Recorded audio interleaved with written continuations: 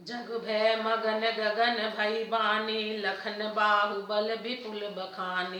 तात प्रताप प्रभाव तुम्हारा, को कही सकहि को जान निहारा। अनुचित उचित कहा किछु हो, समुझ करई भल कह सब को। सहसा करि पाछे पछिताहि, कहीं वेद बुध ते बुध नाही। सोने सुर बचन लखन सकुचाने, राम सिय सादर सन्माने। कही तात तुम नीत सुहाई, सब ते कठिन राज मद भाई। जो अचवत नृप माते तेहि, नाहिन साधु सभा जैसेहि। सुनहु लखन भल भरत सरीसा, विधि प्रपंच में सुना नदीसा। भरतहि होहि न राज मद, विधि हरिहर पद पाई। कबहु कि कांजी सी करनी, क्षीर सिंधु बिन साई।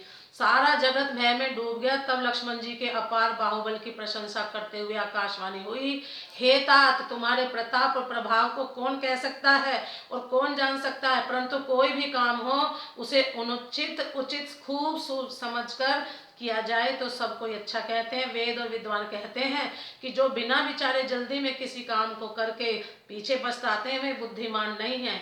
देववाणी सुनकर लक्ष्मण जी सकुचा गए। श्री रामचंद्र जी और सीता जी ने उनका आदर के साथ सम्मान किया और कहा कि हे तात, तुमने बड़ी सुंदर नीति कही है। भाई, राज्य का मत सबसे कठिन मद है। जिन्होंने साधुओं की सभा का सेवन सत्संग नहीं किया, वे ही राजा राजमद रूपी मदिरा का आचमन करते ही पीते ही मतवाले हो जाते हैं। हे लक्ष्मण सुनो, भरत सरीखा उत्तम पुरुष ब्रह्मा की सृष्टि में ना तो कहीं सुना गया है ना ही देखा गया है। अयोध्या के राज्य की तो बात ही क्या, ब्रह्मा विष्णु और महादेव का पद पाकर भी भरत को राज्य का मद नहीं होने का।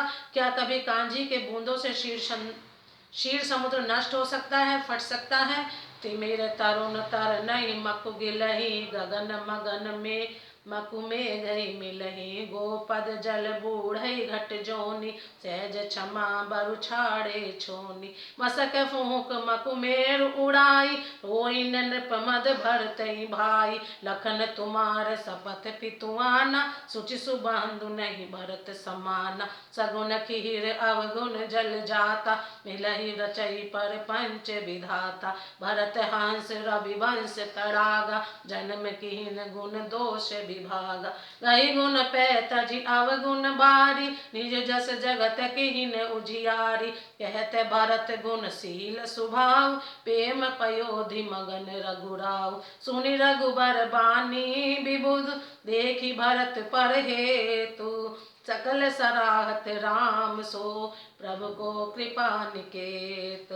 अंधकार चाहे तरुण मध्याह्न के सूर्य को निगल जाए, आकाश चाहे बादलों में समाकर मिल जाए, गऊ के खुर इतने जल में अगस्त्य जी डूब जाएं, और पृथ्वी चाहे अपने स्वाभाविक सहनशीलता को छोड़ दे, मच्छर की फूंक से चाहे सुमेरु उड़ जाए, परंतु हे भाई, भरत को राजमद कभी नहीं हो सकता। हे लक्ष्मण, मैं तुम्हारी शपथ और पिताजी की सौगंध खाकर कहता हूँ कि भरत के समान पवित्र उत्तम भाई संसार में नहीं है। हे तात, गुण रूपी दूध और अवगुण रूपी जल को मिलाकर विधाता इस दृश्य प्रपंच जगत को रचता है, परंतु भरत ने सूर्यवंश रूपी तालाब में हंस रूप जन्म लेकर गुण और दोष का विभाग कर दिया, दोनों को अलग अलग कर दिया। गुण रूपी दूध को ग्रहण कर और अवगुण रूपी जल को त्याग कर भरत ने अपने यश से जगत में उजियाला कर दिया है। भरत जी के गुण, शील और स्वभाव को कहते कहते श्री रघुनाथ जी प्रेम समुद्र में मग्न हो गए। श्री रामचंद्र जी की वाणी सुनकर और भरत जी पर उनका प्रेम देखकर समस्त देवता उनकी सराहना करने लगे और कहने लगे कि श्री रामचंद्र जी के समान कृपा के धाम प्रभु और कौन है। प्रेम से बोलो जय श्री राम।